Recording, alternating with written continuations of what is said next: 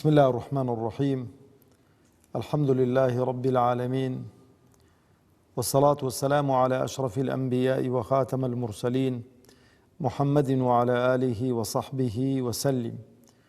ربنا هب لنا من لدنك رحمة وهيئ لنا من أمرنا رشدا. ربنا أرنا الحق حقا وارزقنا اتباعه، وأرنا الباطل باطلا وارزقنا اجتنابه. ربنا اغفر لنا ولإخواننا الذين سبقونا بالإيمان، ولا تجعل في قلوبنا غلا للذين آمنوا ربنا إنك رؤوف رحيم. آمين. لا درجي درس كان من لشرح 40 نووي جيشتنا فرمودي بستويك دفرمي عن أبي عمرة سفيان بن عبد الله رضي الله عنه قال: قلت يا رسول الله قل لي في الإسلام قولا لا أسأل عنه أحدا غيرك. قال: قل آمنت بالله ثم استقم.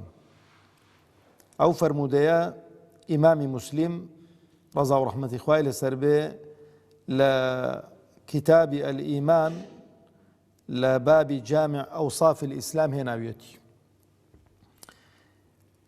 أو فرموديا جزور قيمة وكو باقي فرمودكاني ديكا أو صحابة برزا رضا ورحمة إخوائي لسربي پرسیارێک لە پێغەمبەر دەکا عليه الصلاة والسلام.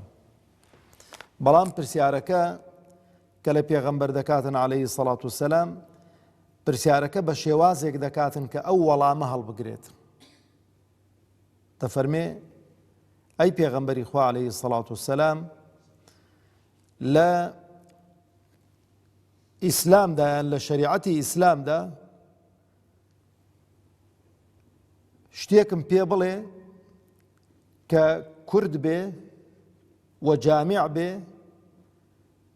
و پێویست نەکاتن لە کەسی دیکە بپرسم.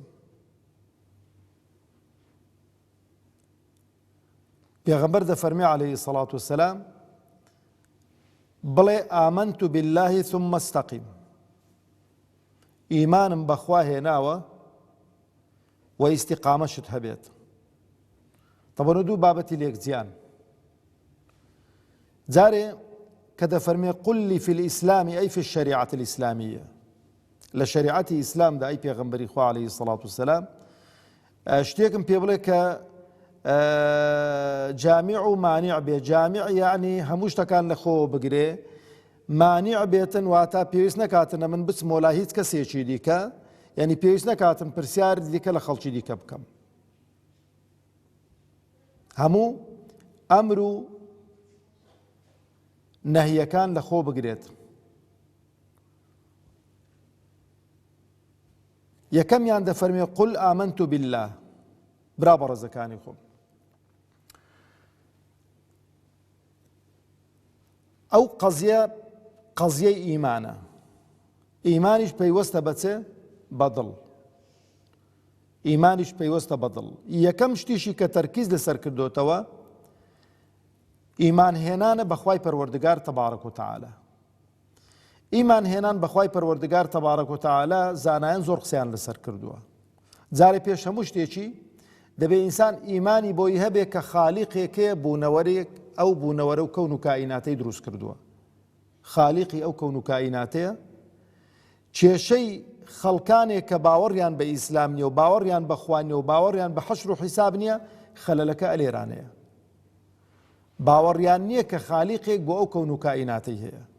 لەبەرەوە شەگە تەماشای قورئان بکەن، لە زۆر شوێناندا خوای پەروەردگار تەبارەک و تەعالە بە پێغەمبەر دەفەرمێ عليه الصلاة والسلام وەکو حیوارێک، وەکو پرسیارکردنێک لە کافر و بێباوەڕان، چێ ئاسمانی دروست کردووە، چێ زەوی دروست کردووە، چێ خالیقە، چێ رازیقە، چێ مرێنەرە، چێ زیندووکەرەوەیە، هەمیان دەڵێن ئەڵڵاه، خوای پەروەردگار تەبارەک و تەعالە. طبعا یەکەم خاڵ دەبێ ئینسان ئیسپاتی خوایەتی خوای پەروەردگار بکاتن. دەبێ قەناعەتی وابێ، ئەو قەناعەتە هیچ شک و گومانێک هەڵ نەگرێتن کە خالیقێکێ بۆ ئەو کەون و کائینات و بۆ ئەو بوونەوەرە.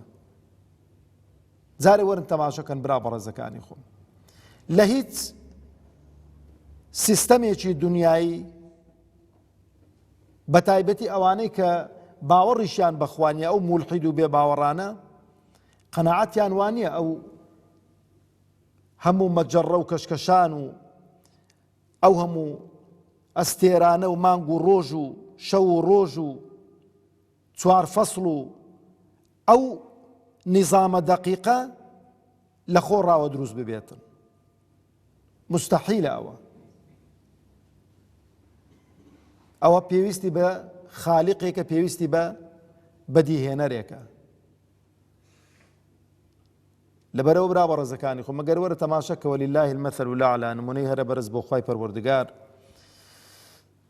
پارچە زەویەکت هەبێ بچی قەلابە قومەکی لەوێن دەرێ ڕووکەی هەندێک بلۆکان دابنی بەرمیلە ئاوێکی لەوێن دەرێ دابنی چەمەندتۆی دابنی لێی گەڕی هەرچی بێوێ داهات بڵێ کاکە بڵێ وەڵا لێی گەڕەوە و کاتێکی بۆ خۆی دەبێتە خان و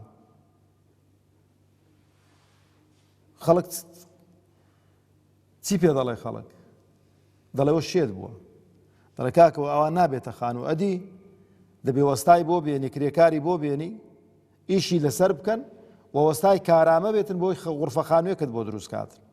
ێ باشە قەیدی ناکەم هیچ تەسلیمم لەگەڵ ئێوە، بەڵام ئەگەر نەچێتە عەقڵی ئێمە غورفە خانوویەک بە بێوەستا و بەبێ کرێکار و عەمەلە دروست بێتن، چۆن دەچێتە عەقڵمان ئەو کەون و کائینات و ئەو هەموو مەجەڕات و ئەو هەموو نیزامە دەقیقە بەبێ خالیق و بەبێ صانع و بەبێ دروستکەر هات بێتە وجود؟ ئەگە بڵێ سوتفەیە، سوتفە زۆر مستەحیلە شتیوالی لێ دروست بێتن. یعنی سوتفە ئەوەیە ئێستا بینی 100 ژمارەی بنوویسی، 100 ژمارە لەیەکێ تا 100 بیهاوێ ناو زەرفێکی تێکی دەی بە مستەحیلات بە سوتفە لە یەکی ڕێز دەبێتن هەتا 100 ڕێز دەبێتن، مستەحیلە ڕێز بیتن کە هەمووی هاتە دەر یەک هەتا 100 ئەوە دەستێک دایناوە، دەستێک دایناوە، یەکی داناوە، دوی داناوە، سێ داناوە، هەتا 100 ڕێزی کردووە. یعنی هەموو ئەو زانایانەش بە تایبەتی ئەوانەی کە موسڵمانیش نین، ئیعلانی موسڵمانەتی خۆشیان نەکردو، بەڵام هاتوونە سەر ئەو قەناعەتەی کە ئەو کەون و کائیناتە بێ صانع نییە، بێ خالق نییە، بەدیهێنەرێکی هەیە.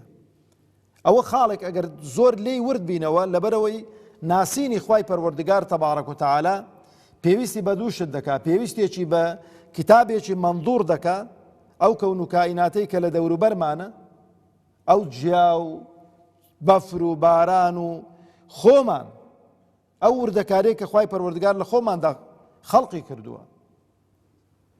ئێستا تو بە دوای مەچینەیەکی کاتم سەوت دادەگەڕێی، دەڵێ کاکە مەچینەیە کاتم سەوتم دەوێت زۆر سعدی گرانترە لە ئیدیکە. سیارەیە کە دەنجی مەچینەی زۆر کەم بێت، یعنی کابرا پێی مرتاحە، دەڵێت گوێت لە دەنجی نییە. کاتمترین سەوت لەو مەخلوقانەی کە لەسەر زەوی خەڵق کراون ئینسانە.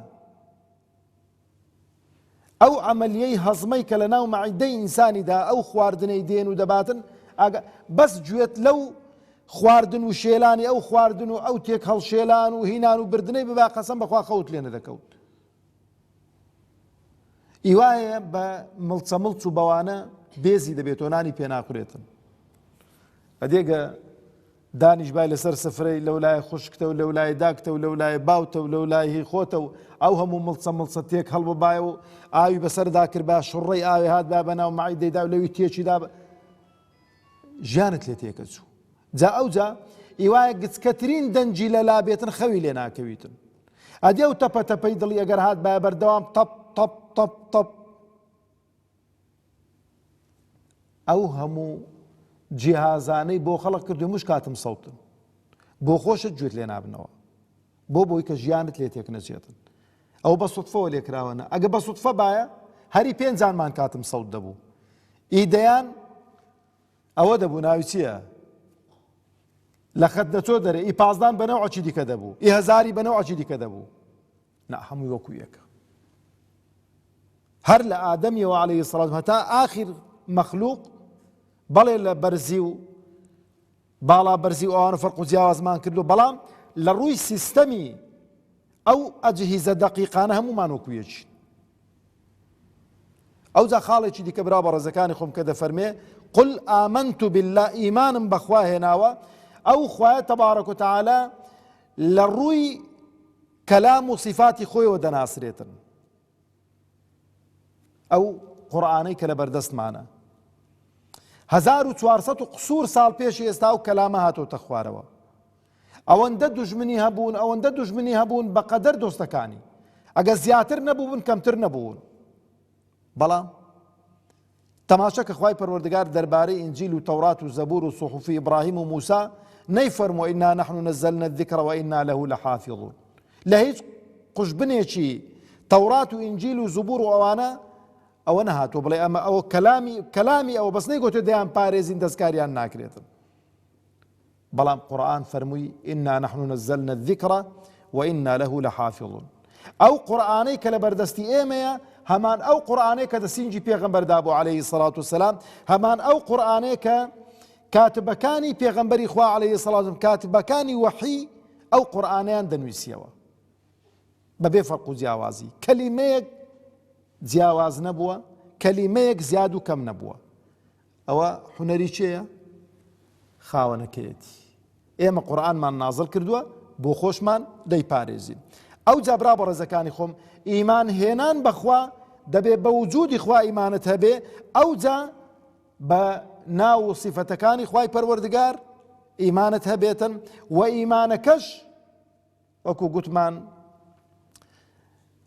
ئیمان ئەعمالی قەلبی لێ تەرەتوب دەکاتن، ئەعمالی قەلبی لێ دروست دەبێتن.